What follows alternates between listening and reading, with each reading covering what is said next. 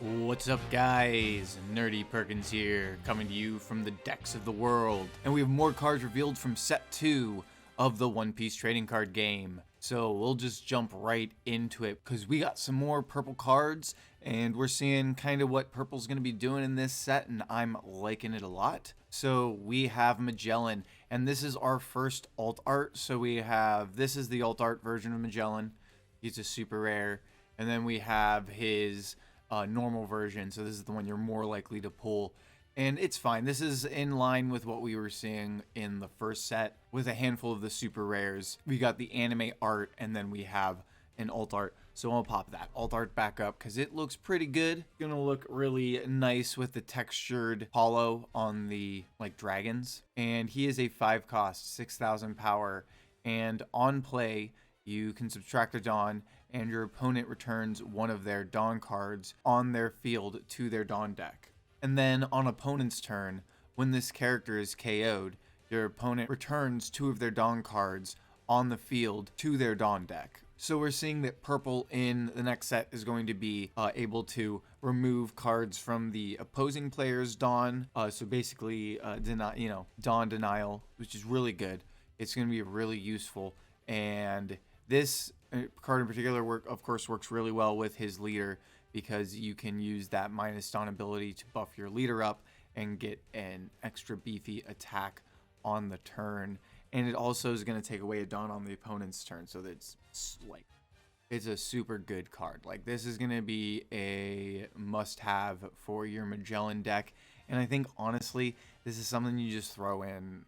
Like, we can start playtesting in just general purple decks, because the removal of opponent's Dawn is going to be super powerful, in my opinion. And on the same day, we got a Impel Down purple event card, and it is 2 cost, Hell's Judgment, and it is a counter.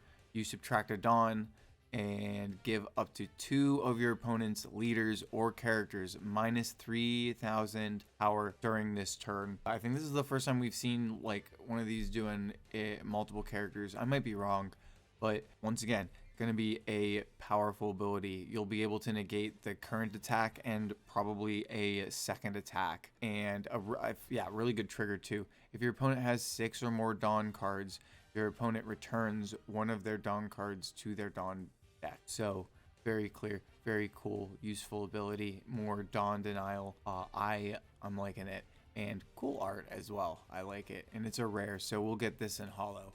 So that'll be cool to see. And I think the day before that, I wanted more black, but we ended up getting.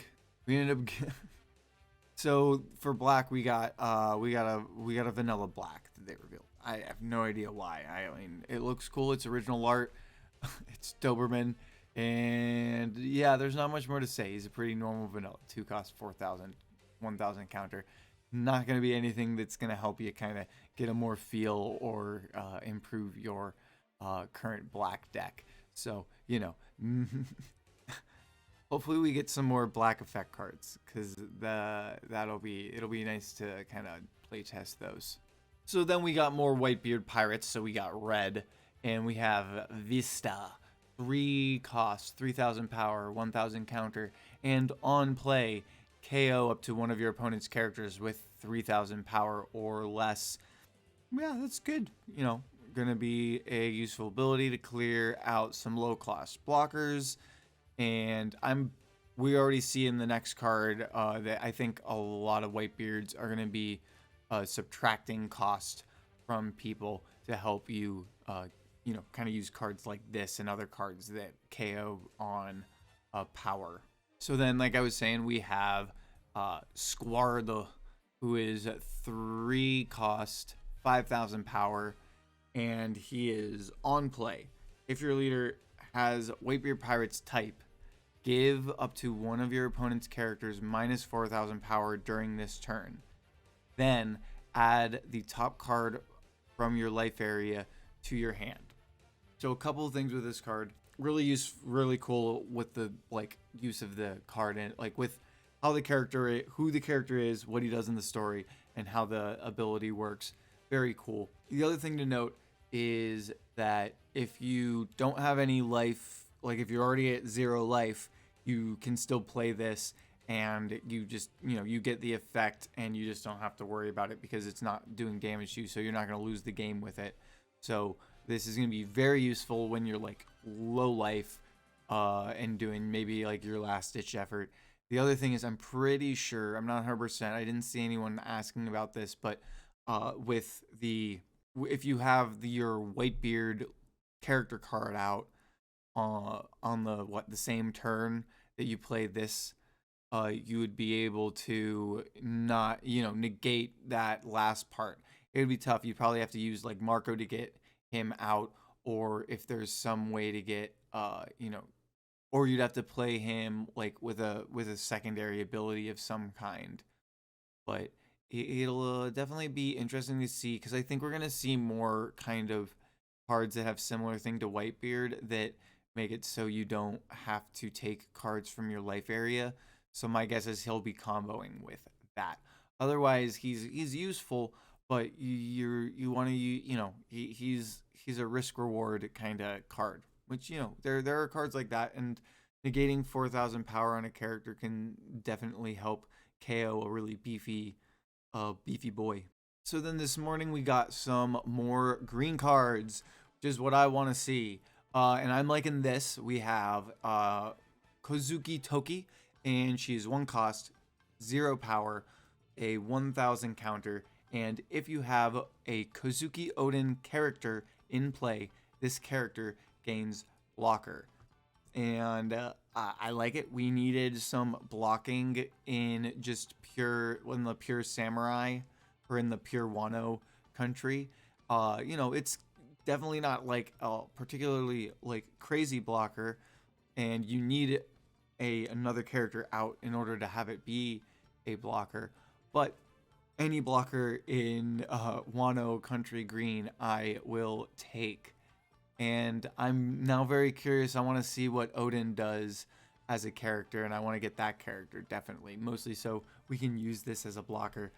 Because that's definitely one of the things that green Wano country is missing, is just blockers that are that are Wano country specific. You have to literally bring in supernova characters to help with that, which, like I said, thematically, like I've said in previous videos, that works really well thematically. But if you want to make a pure Wano country deck, it's you have like basically no defensive options. And it's good to see that we're going to start getting some. So this is looking really cool. I like the art on here. Uncommon, so not like we're going to get a holo of it, but I enjoy it, and I'm excited to see what the Kozuki Odin character card is going to be like. Oh, actually, now that I'm remembering, wow, actually, brain fart, we can start using this now, because you can use Yamato, because their character card is treated as Kozuki Odin. So there you go. Me realizing the fact. So if you left a comment about that, I just whoops, my bad. But yeah, so we can start throwing this in now. So I'll probably throw this into my Wano country deck to start playtesting it, because I think it'll be very useful. In the last card, there's a lot of debate on the One Piece trading card game Discord about like exactly how this card is going to work. It is a Dog Storm, 3 cost, 4,000 power. It is a 1,000 counter, and if all your Dawn cards are rested, this character cannot leave the field due to opponent's effects. So the big debate on the Discord is whether this means that you have to have like no cards attached to characters and all your cards are rested to have this ability work, or if attached Dawn like don't count and it's just the Dawn in your Dawn area. We don't have a definite answer. People were debating either side. My guess is that it would just be the Dawn cards in your Dawn field. But like I said, I could be completely wrong on that, and it could be just intended to be a card you can get out like fairly early and like just have it be not bounced, basically like a counter to some blue cards that can bounce your card back, or purple kind of cards that can KO based off of cost. like, you know, not letting you get using it the way you want to. It's one of those things where, like, I feel like this would need, like, if this was like a blocker, something like that, it'd be a lot more useful. Just based off, but right now it's really difficult to say. I don't know how much people are actually going to use it or playtest it until we get a definitive answer as to how the whole, like, all dawn cards rested means.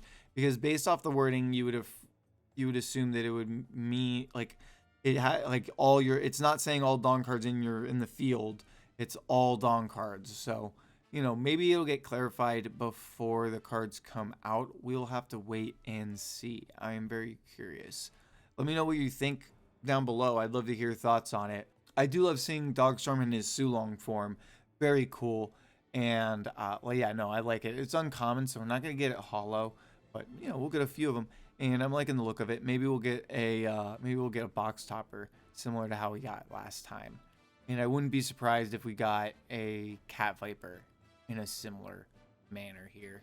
And yeah, that is all the new cards for the moment. Yeah. Big thanks to all the people at the One Piece Trading Card Game Community Discord for making all these proxies, translating the cards as they're coming out. It is a great resource if you're looking to get into the game and start playing against other people and talking to people about the game. I cannot recommend it enough. The link to it will be in the description down below. And that's all I got for you guys. If you like the video, give it a like. You can subscribe if you want to see more One Piece Trading Card Game content in the future. And hopefully some more just general One Piece content in the future as well. See you guys next time.